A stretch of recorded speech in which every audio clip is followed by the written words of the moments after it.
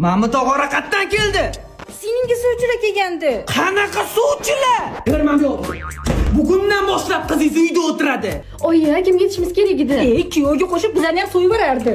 Akangni qamallab ketishini xohlaysanmi? Yo'q. Unda qisib yosh bola go'dayga sovchi kelib nima bor? Aka, 2007larni bittadan bolasi bor. Nihoyat bersirabdi-ku bu qizingiz. Nimaga telefonni yoqib bo'lib turib ko'tarmaysan? Aka, men muzika eshitayotgandim, shuning uchun telefon doim yoqilgan turish kerak.